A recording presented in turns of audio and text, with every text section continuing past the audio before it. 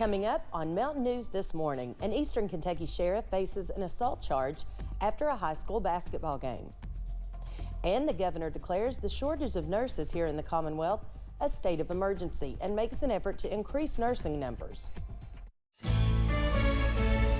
Dedicated to Eastern and Southern Kentucky, this is WYMT Mountain News this morning.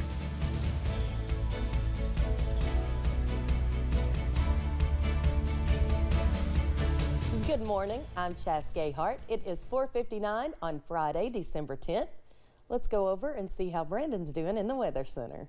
Well, Chas, so far so good. It's the calm before the literal storm as we get into your Friday night and Saturday. But today, just a few widely scattered showers, but it will be breezy at times. I already had a knocked over Santa Claus this morning I had to put back up before I came to work, but just continue to remember that that's going to be a factor for us all day ahead of that front. Let's take a look at our rain right now, or at least the possibility for some rain. A few little spots of green trying to show up there on the satellite radar.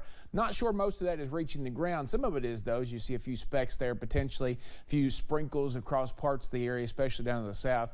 But overall, not too bad this morning. Very, very mild with temperatures 55, Moorhead, Irvin, Jackson, Prestonsburg, Hazard, Somerset, Monticello. We go all the way down into the southwest Virginia there to find some 40s there in Jonesville and in Wise this morning. So we're going to see temperatures much warmer than yesterday, from 16 degrees warmer in Wise to 31 degrees warmer in Monticello. Remember, just a few days ago, these temperatures were about 40 degrees colder than the previous day, so we've been a big swing in temperatures this week.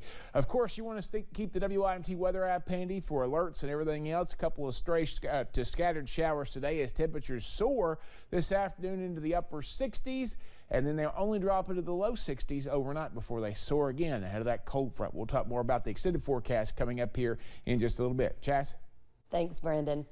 Well, President Joe Biden, Vice President Harris, and congressional leaders gathered to pay tribute to the life and legacy of the late Senator Bob Dole. Dole spent more than 3 decades serving in both the House and Senate, representing his home state of Kansas. A World War II veteran who himself overcame disabling injuries, Dole is remembered for working to pass the Americans with Disabilities Act and championing other humanitarian issues. The real engine behind Bob's 98 remarkable years was his love for Elizabeth and for Robin, for public service, for Kansas, and for America.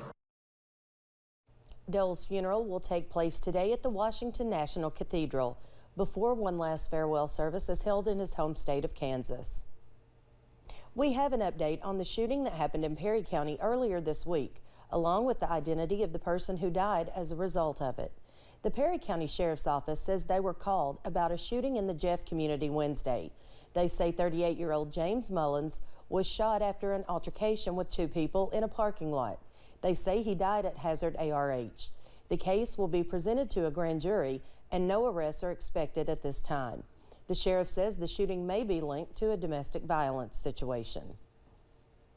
A mother from Knox County is behind bars after deputies say her son was found in a neighbor's yard, naked and covered in feces.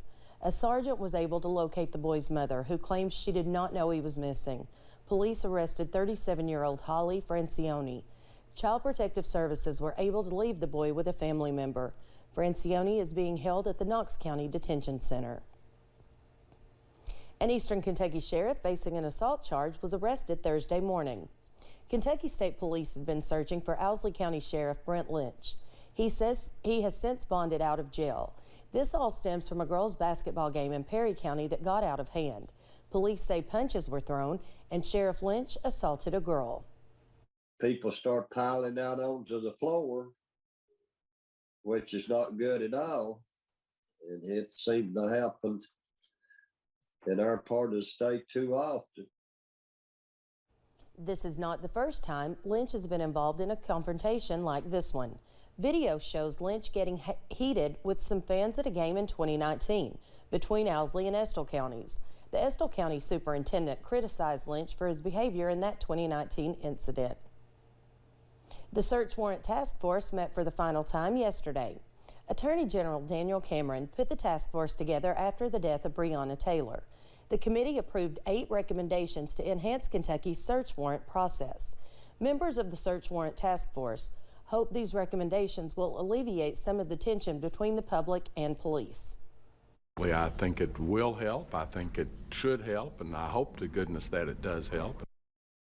One of the recommendations include trafficking where the warrants are served and having prosecutors review the warrants before they're approved by a judge.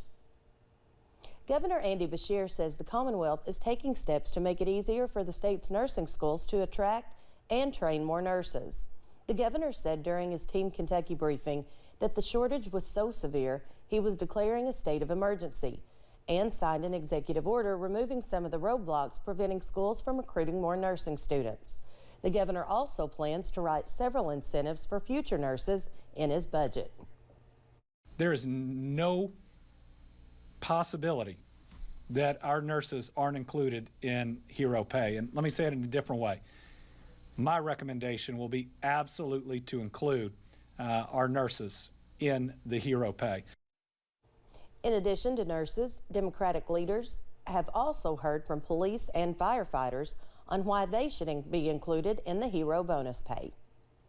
Well, thanks for getting your day started with us here on Mountain News this morning. When we come back, the Big Apple votes to expand access to voting in its local elections. We'll have more on that coming up.